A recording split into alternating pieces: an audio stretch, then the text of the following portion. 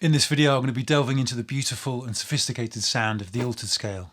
This is one of my absolute favourites, and I'll be giving you 5 tips and tricks to help you sound musical straight away.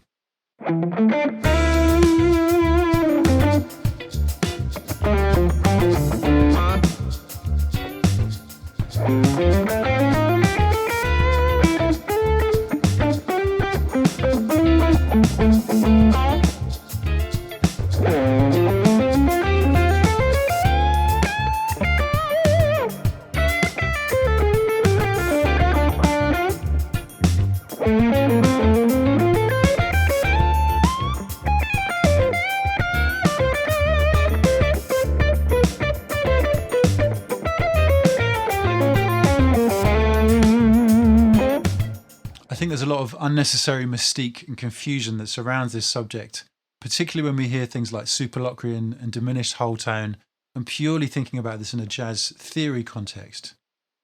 Now, I'm going to give you some of my favourite ways of thinking about this, and hopefully simplifying things along the way, so you can take some of those principles and apply them to things like blues, rock, fusion, and so on. Now, I'm not going to use the dreaded H word because there aren't really any shortcuts to bedding in these ideas so they come out naturally when you're improvising. But hopefully I'll give you some great starting points for your own practice. As always, you can find the tab and backing tracks available on my support page. You can find those links down below. My name's Steve Allsworth. Let's dive in.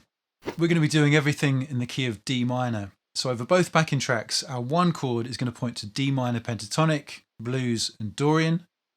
And when we hear the move to our altered 5 chord, this will give us a chance to play the A altered scale. Now, before we jump into the scale itself, I can't stress how important it is to get to grips with a variety of altered dominant 7th chords, as these can serve as a great launchpad into visualizing the various patterns, scales, and licks in and around these shapes. So typically these will include things like dominant 7 sharp 9, dominant 7 flat 9, dominant 7 sharp 5, dominant 7 flat 5, and we can even have combinations of the two, so we'll get things like dominant 7 sharp 5 sharp 9.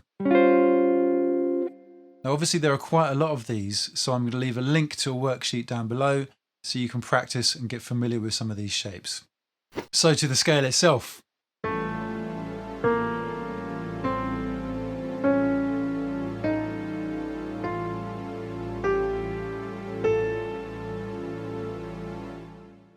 It's obviously got a great sound and hits all of our altered tensions, hence the name.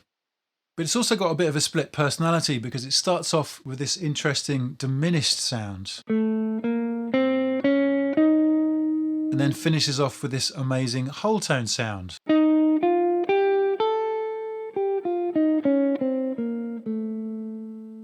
And this is why it's sometimes referred to as the diminished whole tone scale. Now, a really useful way to think about this is as a melodic minor scale played up a semitone from our altered 5 chord. So if we're playing over an A7 alt chord, we can think of this as B flat melodic minor.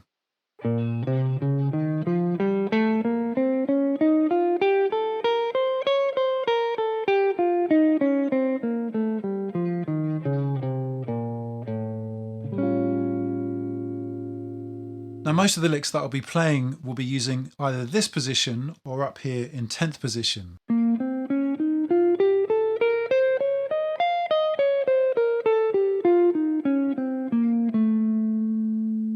And restricting yourself to only 2 positions can be a great way to start, rather than trying to think about the scale all over the fretboard. So not only can we relate this to some usable altered chord shapes,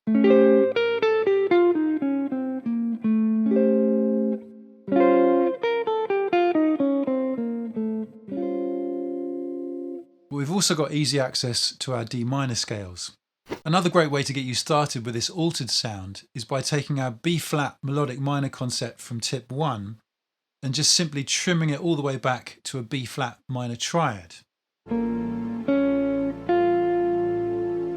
This gives us the flat 9, major 3rd and sharp 5, all excellent choices when playing over an altered chord. In the next example, I'm going to keep things really simple and just play that B flat minor triad over our A7 alt chord, and then really try and nail the landing note when we go to the D minor chord. Now the backing track also pivots between one bar of our D minor 9 chord and one bar of our A7 alt. And doing it this way can really help to train your ears into the sound.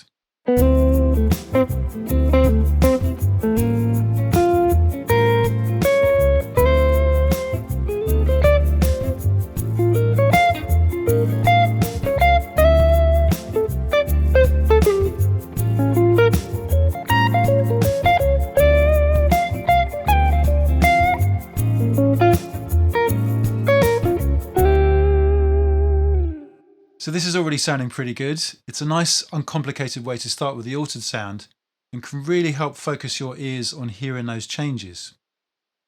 Now the next step is to take our B flat minor triad and extend it all the way to the 7th. And this will give us this beautiful B flat minor major 7 chord.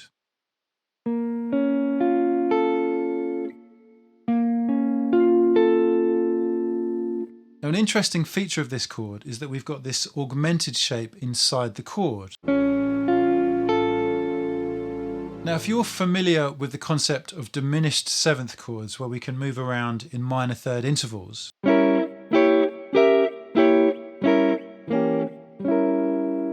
can apply a similar concept to augmented triads.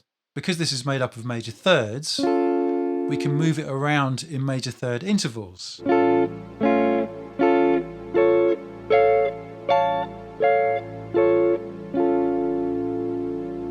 And this is super useful to help our brain visualize these patterns connecting to D minor.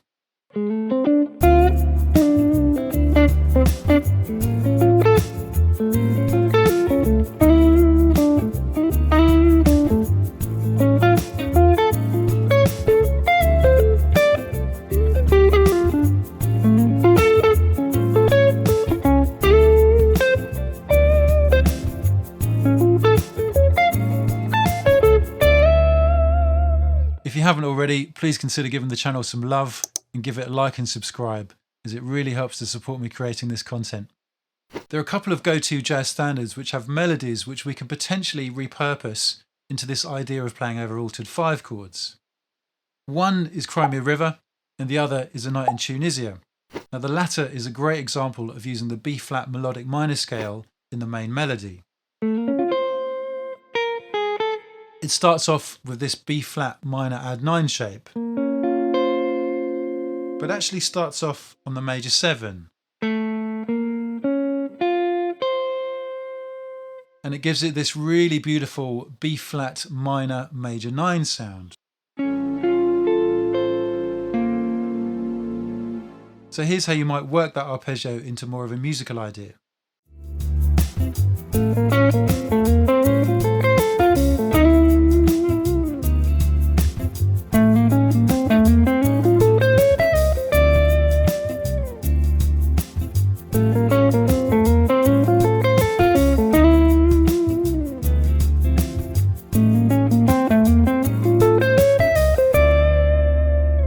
Now the Crimea River melody also uses a kind of reverse pattern of that same chord shape.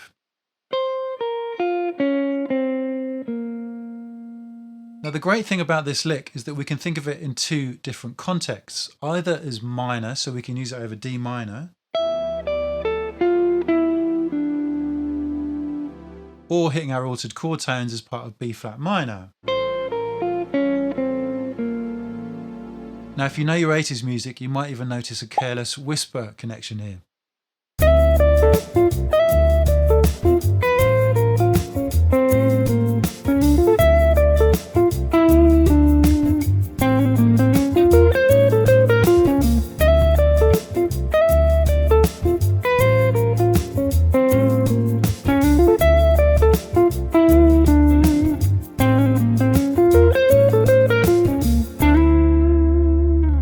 So we've already talked about B flat minor being a strong sound when used over an A7 alt chord, but we can take this one step further by thinking about a B flat minor 6 chord.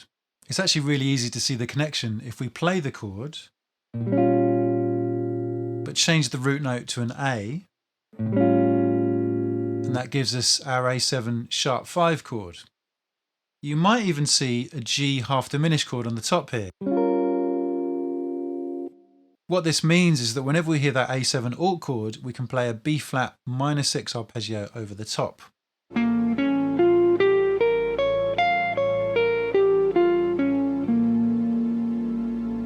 We can even extend it to our G half diminished arpeggio.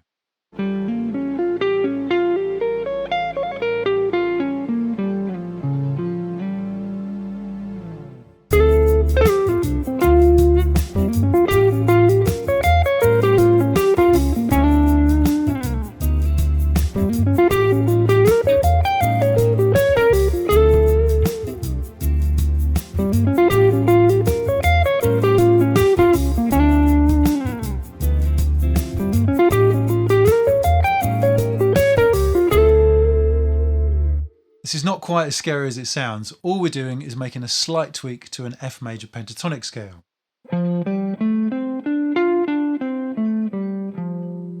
We're just going to lower the sixth, the D, to D flat.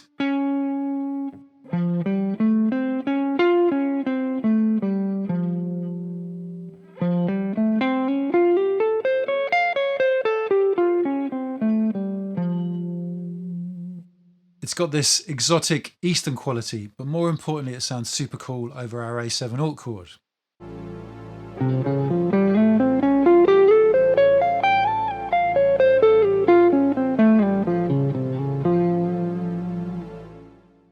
Now the great thing about the way this scale functions is it's really close to a D minor pentatonic scale, which is where we might typically resolve when we go to our D minor chord.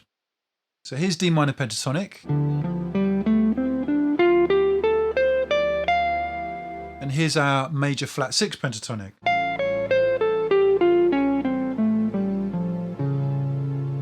Just one note difference.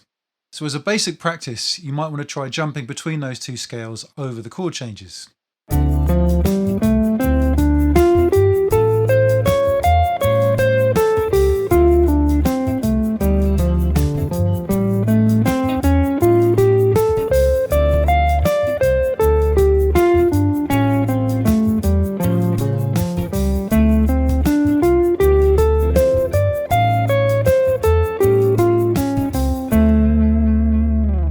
Hopefully you can see that tip 4 and 5 are really close in terms of shape and sound, so we can start blending the two together as well as incorporating the altered scale for more interesting lines.